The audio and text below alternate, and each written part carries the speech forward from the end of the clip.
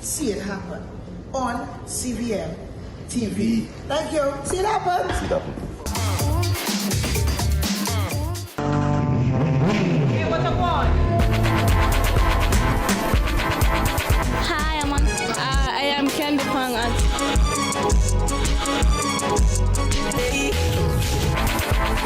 What a guan? What a guan? That's a guan, pa. What a guan? What a guan? What a guan! Mondays, Wednesdays, and Fridays at 8 a.m., 1:30 p.m., and 10 p.m. on CVM TV. That's a guan, pa. What a guan?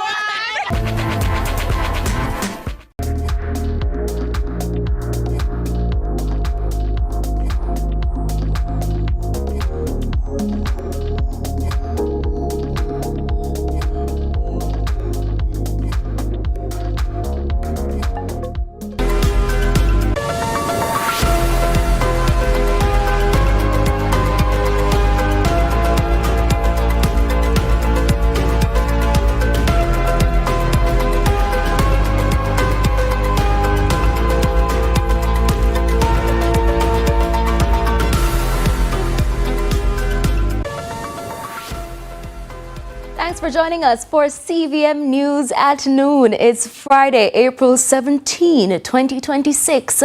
I'm Amoy Harriet.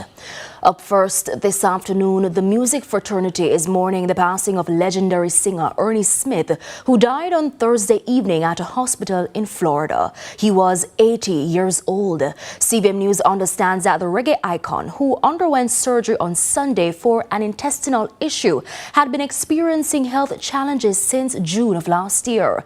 After his surgery, it's understood that the singer was still not yet out of the woods and required another procedure. Now, Ernie Smith began his music career in the late 1960s. By 1971, he found success with the songs Bend Down and Ride on Sammy. Among his well-loved hits are Pitter Patter, Dopey Gunman, and Key Card. In the meantime, Minister of Culture and Entertainment Olivia Grange has paid tribute to the iconic singer-songwriter, saying his death has left her in a state of deep sadness. She says his voice will resound in hearts and memories forever. To other news now, detectives attached to the Grange Hill Police and the Westmoreland CISOCA branch have arrested and charged a 16-year-old male student following an incident where he allegedly raped a 14-year-old girl in late March in the parish. Reports indicate that the accused went to the home of the 14-year-old and allegedly had sexual intercourse with her against her will. An investigation was launched, resulting in the teenager being arrested and charged. Meanwhile, 2 more people have been arrested and charged in connection with the multi-million-dollar phishing scam targeting customers of the National Commercial Bank NCB. The major organized crime and anti-corruption agency MOCA says the investigation is ongoing as it continues its crackdown on cybercrime. 26-year-old Shaniel Smith of Nannyville in Kingston and 24-year-old Brandon Billings of Twickenham Park in St. Catherine were arrested during an early morning operation on Wednesday. The operation was carried out by MOCA agents along with members of the Jamaica Constabulary Forces St. Catherine South and St. Andrews Central Divisions. Both individuals are believed to be part of an organized criminal network behind a sophisticated phishing and smishing scam, which reportedly defrauded NCB customers of more than $80 million between April 2022 and December 2023. According to MOCA's Director of Communications, Major Bassel Jarrett, simultaneous operations were conducted at the suspects' homes, where law enforcement executed search and arrest warrants and seized several items of evidential value. Smith and Billings were later taken to MOCA headquarters, where they were charged with receiving stolen property and engaging in a transaction involving criminal property. Many don't realize the magnitude of the situation. That response from Energy Minister Darrell Vaz amid criticism over plans to scale back Petrojam's role in cushioning rising oil prices. Speaking on Wednesday, Minister Vaz revealed that Petrojam has been subsidizing gasoline since the fallout from the U.S.-Israel conflict with Iran in February. He warned that if this continues until June, it could cost the government up to $11.8 billion, a figure he said is simply unsustainable. Speaking on CVM's lead story on Thursday in defending the move, the minister said the tiered pricing system now being considered is the best financial and economic option for Jamaicans. I'm not quite sure if Jamaicans, especially those who use a lot of fuel, realized the magnitude of the problem in terms of the price increases and what it would do, not only to the country but to the people. Anything other than what we are doing now would create a very simple scenario. Either heavy cuts in infrastructure, health, education, security, roads, or new taxes on the already burdened Jamaicans as a result of this.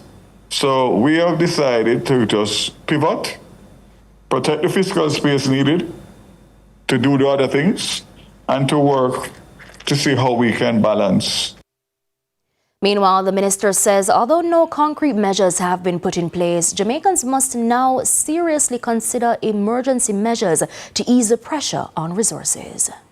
I don't see any sign of any resolution to this Middle East crisis, and the longer it goes, is the worse that it is for everybody. But what I'm saying to you is that there have been several other things that have been put out there before, flexi work week, all sorts of different things. And I'm not pronouncing. All I'm saying to Jamaica is definitively, if this thing continues, the only way that we're going to get through it is to change from normal times to emergency times.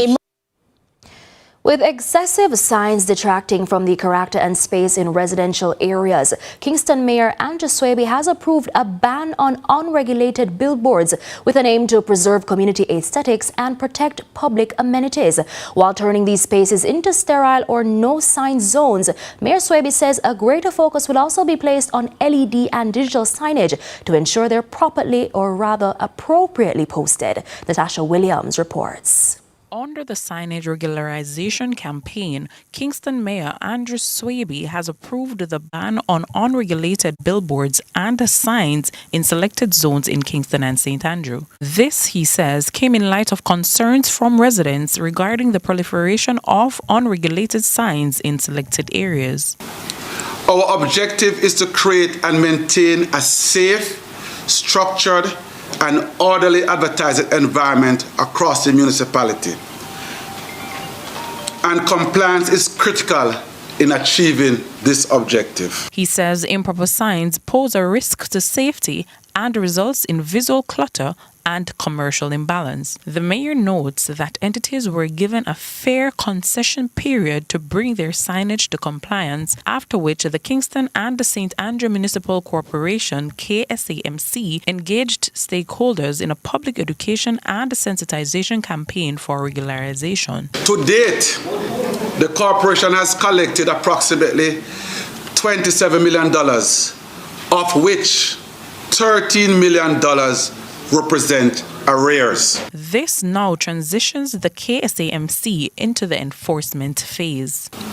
While the removal of illegal installed and non-compliant signage commenced last Thursday, I wish to emphasize that this is not an action that the corporation undertakes lightly. However, in order to uphold the law and to ensure fairness across the municipality, enforcement is both necessary and unavoidable. In an aim to minimize disruption to the public, removal activities will mainly be conducted on weekends. Mayor Swaby underscores that flexible payment arrangements were also offered to both new signage and those outstanding. But since the enforcement, some entities are blaming their late or non-payment on invoices not being issued to them. It was consistently communicated that engagement with the KSAMC, including the submission of required information, was necessary for invoices to be issued. Let me be clear. The grace period has ended. Enforcement has begun.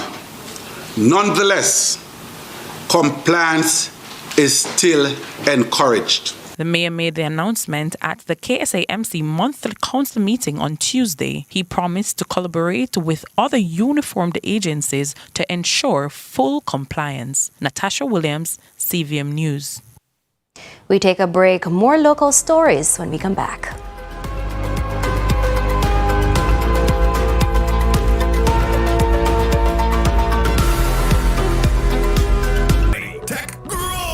Business is fast, easy, flexible, and costs less. Oh, entrepreneurs, let's go digital! The government of Jamaica and the European Union present Digital Jamaica Training Series. Learn how technology grows your business. Choose the right digital tools. Manage your staff, customers, and money digitally. Data security and privacy. Artificial intelligence. We'll be in every parish. Apply online. www.jbdc.net. Log on fast. Digital Jamaica. Powering connectivity for MSMEs.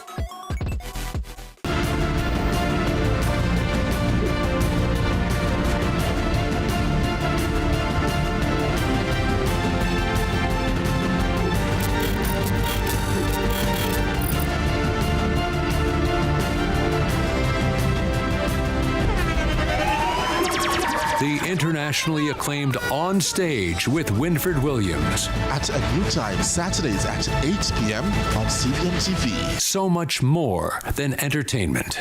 Let's delve deep into the issues. We'll take you beneath the surface. Greetings and salutations. My name is Orville Higgins and it's another edition of Fan Central. Talking to the people at the heart of the top sporting stories. Hear from your favorite sportsmen and women and the administrators who work tirelessly to make it all happen. It's live sports talk. I've written an entire article. Yes. Looking at all the major issues every Tuesday at 9 p.m. It's Fan Central.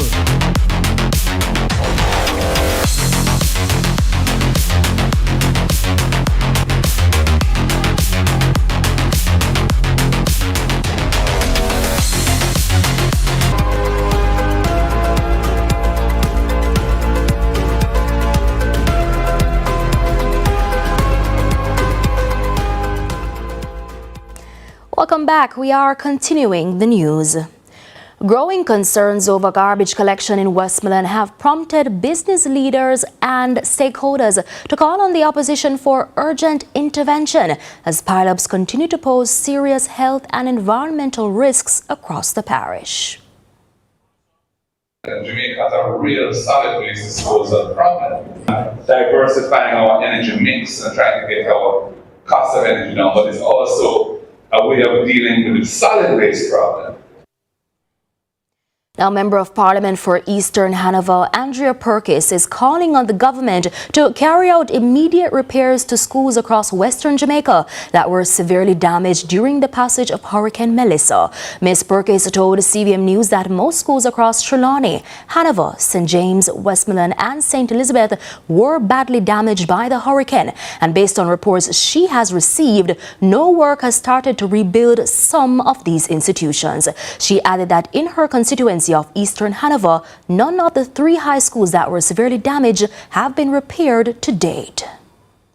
What frightens me is the fact that these schools are indeed the shelters and the hurricane season is right around the corner. And so I want to use this opportunity to appeal to the Minister of Education to come on the ground in Eastern Hanover, visit the schools, see where they are. You know, schools like Merlin Otti, Nakalva Technical High, they really need attention from government. Having contractors assigned does not mean much if no work is being done. Now, the tourism product development company TBDco is urging stronger support for community tourism, saying it's key to helping more Jamaicans benefit directly from the sector, despite ongoing challenges with capacity and training. Kevin Black reports. Jamaica's tourism sector is increasingly focusing on community tourism as authorities seek to ensure that locals directly benefit from industry growth. Speaking on the role of community tourism manager at the tourism Tourism Product Development Company, TPDCO, Desmond Saunders says the concept involves locals identifying assets within their communities and developing them into tourism products. Community tourism, in very simple language, is us as locals looking around our communities and identifying different either places of interest or assets. These products are owned by the community, so it's offered and owned by the community. Mr. Saunders says one of the main challenges is limited local capacity, adding TPDCO provides training and technical support to close those gaps. So one of the main challenges we have, or we see when we interface with these community stakeholders, is capacity. So community tourism relies on the skill sets that exist within whichever community is of focus. And so if you are, say, for example, primary school educated or high school educated, but what is requested of you is to come up with a business plan, for example, that would be a very difficult thing to do. We offer training programs in Team Jamaica, that's our flagship training. We also do tour guide skills training, customer service excellence, and we also outsource training depending on the need. We also help to write grant proposals, because we understand that financial resources are important to drive any sort of project. He says the training and the certification are key to ensuring community tourism meets international standards. We want to ensure that the quality of the product being put out there for visitors both in our country and from overseas to enjoy is of a particular standard. And so we have a product quality and training department that focuses on that aspect. Training is a baseline requirement. Kevin Black reporting for CVM News. Police in St. Elizabeth are seeking the public's help in locating 5-year-old Tay Rodriguez Fairplay, a national of the United Kingdom. She has been missing since April 9. CVM News understands that the girl was taken to Jamaica in February 2025 by a relative following the separation of her parents and has been in the island since. The child is of brown complexion, medium build, and is about 3 feet 6 inches tall. Anyone with information on her whereabouts is asked to contact the Black River Police at 876-965-2232. That's 876-965-2232. The police emergency number 119 or the nearest police station. Recovery efforts in Hanover are getting a lift with a donation of much-needed supplies for displaced residents. Local officials say the support comes as many families are still feeling the impact of Hurricane Melissa months later. Kevin Black tells us more. Hanover is getting a boost to its emergency response efforts following a donation of 100 cots from the Lake Group of companies. But Mayor of Lucy, Sheridan Samuels, says the support comes against the backdrop of significant hardship following Hurricane Melissa, which left many families without homes and basic necessities. Hurricane Melissa was a very difficult time for us. Many families lost their homes during the storm and were left without anything as we're out there struggling. I don't know how you come up with this need, how you see this need, but you saw it and you came forth, and I want to tell you that we are really, really appreciative of what you are about to give to us. Deputy Mayor of Lucy and Councillor for the Sandy Bay Division, Andrea Dehaney Grant, says the donation comes at a critical time as several residents remain displaced following Hurricane Melissa. We know that there are a number of persons who we still have in shelters, so these cots would be instrumental in assisting those persons as well.